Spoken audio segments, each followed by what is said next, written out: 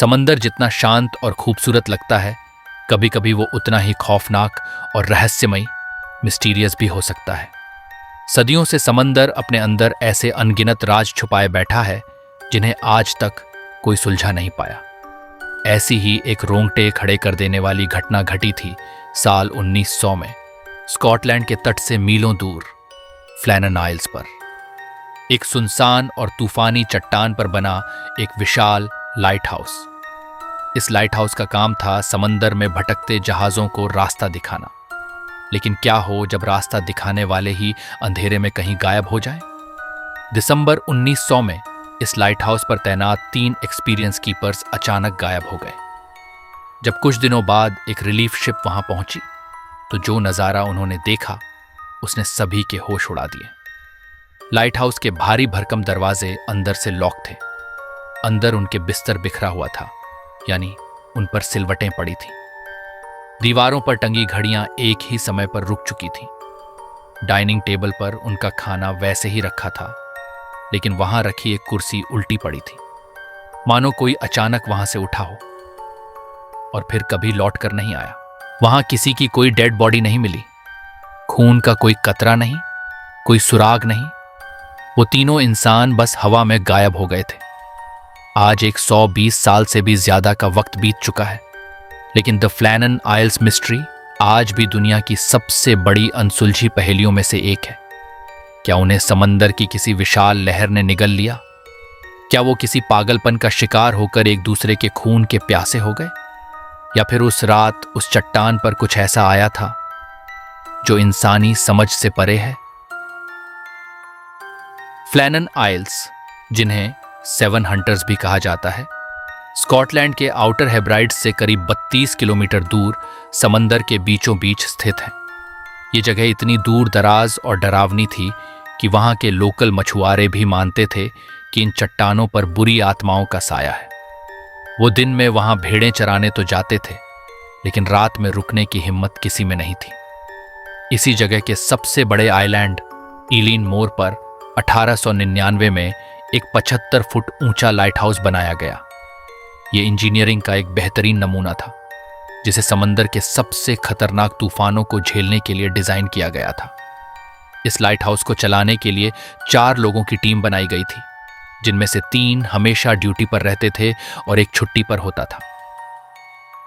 दिसंबर 1900 में आइलैंड पर जो 3 लोग तैनात थे वो थे जेम्स टुकेट, 43 साल के प्रिंसिपल कीपर, शांत स्वभाव और गहरे अनुभव वाले इंसान; थॉमस मार्शल, 28 साल के सेकंड असिस्टेंट कीपर, अनुशासित और भरोसेमंद; डोनाल्ड मैकार्थर, 40 साल के एक टेम्परी कीपर, जिनका स्वभाव थोड़ा उग्र और निडर माना जाता था। ये तीनों कोई नौसिखिए नहीं थे। समंदर के मिजाज को ये अच्छी तरह समझते थे और कई खतरनाक तूफानों का सामना कर चुके थे। लेकिन उस दिसंबर उन्हें कुछ ऐसा सामना करना था जिसकी उन्होंने कभी कल्पना भी नहीं की थी। सब कुछ नॉर्मल चल रहा था, लेकिन 15 दिसंबर 1900 को एक गुजरते जहाज के कैप्टन ने नोटिस किया कि फ्लैनन आइल्स के लाइट हाउस से कोई रोशनी नहीं आ रही है। इतनी खतरनाक जगह पर लाइट हाउस का बंद होना एक बहुत बड़ा इमरजेंसी अलर्ट था। किनारे पर पहुंचकर कैप्टन ने अधिकारियों को खबर दी, लेकिन मौसम इतना खराब था कि कोई भी रिलीफ टीम तुरंत वहां नहीं जा सकी। आखिरकार 26 दिसंबर को, यानी क्रिसमस के ठीक एक दिन बाद, हेस्परस नाम का रिलीफ शिप आइलैंड की तरफ रवाना हुआ। इस शिप पर चौथे कीपर जोसेफ मूर भी मौजूद थे, जो अपनी छुट्टी खत्म करके वापस ड्यूटी पर लौट रहे थे। जैसे ही जहाज ईलिन मोर के करीब पहुंचा, कैप्टन जेम्स हार्वे को कुछ अजीब लगा। नियम के मुताबिक रिलीफ शिप को देखकर आइलैंड पर झंडा फहराया जाना चाहिए था, लेकिन वहां था सिर्फ एक खौफनाक सन्नाटा।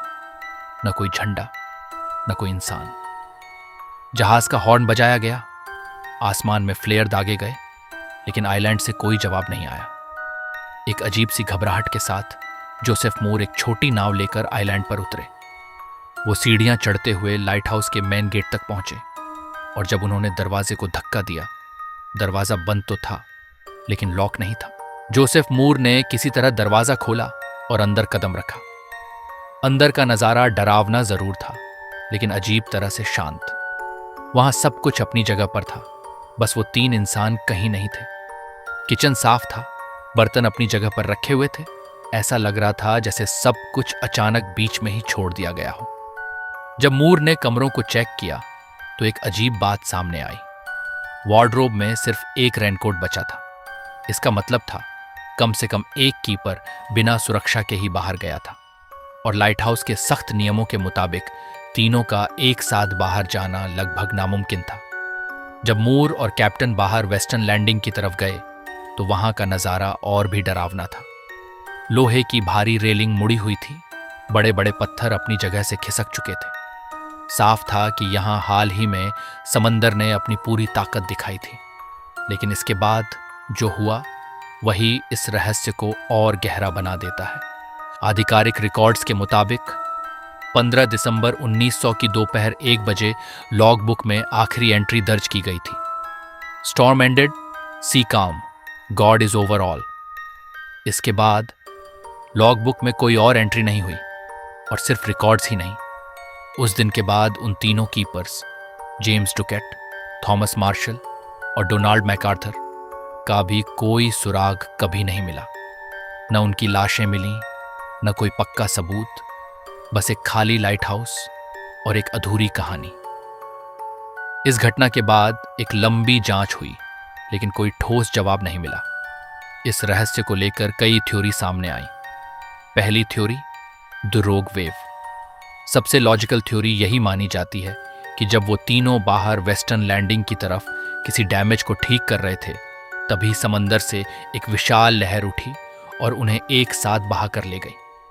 वहां मिले तबाही के निशान, मुड़ी हुई रेलिंग और खिसके हुए भारी पत्थर इस बात की तरफ इशारा करते हैं कि लहरें वाकई बहुत ताकतवर थीं। लेकिन फिर सवाल उठता है, एक कीपर बिना रेनकोट के बाहर क्यों गया, और उन्होंने लाइट हाउस को पूरी तरह से खाली क्यों छोड़ दिया? दूसरी थ्योरी, मैडनेस एंड मर्डर। कुछ लोगों का मानना है कि इतने दूर दराज और डरावने आइलैंड पर लंबे समय तक अकेले रहने से उनका मानसिक संतुलन बिगड़ गया होगा। लॉग बुक की उन रहस्यमयी एंट्रीज जहां डर और बेचैनी झलकती है ने इस थ्योरी को और हवा दी। शायद उनके बीच कोई खूनी झगड़ा हुआ, किसी एक ने बाकी दोनों का मर्डर कर दिया और फिर पछतावे या डर में आकर खुद भी समंदर में कूद गया। तीसरी थ्योरी, पैरानॉर्मल या सी मॉन्स्टर। वहां के लोकल लोग आज भी मानते हैं कि यह कोई साधारण घटना नहीं थी। उन चट्टानों पर मौजूद किसी अनजानी शक्ति या समंदर के किसी विशाल और अज्ञात जीव ने उन्हें अपना शिकार बना लिया। लॉग बुक में दर्ज उनका वह डर शायद सिर्फ तूफान का नहीं था, बल्कि किसी और कहीं ज्यादा खौफनाक चीज का था। 120 साल बीत जाने के बाद भी फ्लैनन आइल्स की वो चट्टानें आज भी खामोश हैं। वहां का लाइट हाउस अब भी खड़ा है, लेकिन अब वहां इंसानों की जगह ऑटोमेटिक मशीनें काम करती हैं। जेम्स टुकेट, थॉमस मार्शल और डोनाल्ड मैकार्थर के साथ 15 दिसंबर 1900 की उस रात क्या हुआ था, ये राज उनके साथ ही समंदर की गहरी और काली खाइयों में हमेशा के लिए दफन हो गया। आपको क्या लगता है, क्या वो समंदर की लहरों का शिकार हुए थे, या फिर उस रात उस आइलैंड पर कुछ ऐसा था जिसे इंसान आज तक समझ नहीं पाया? कमेंट्स में अपनी राय जरूर बताएं।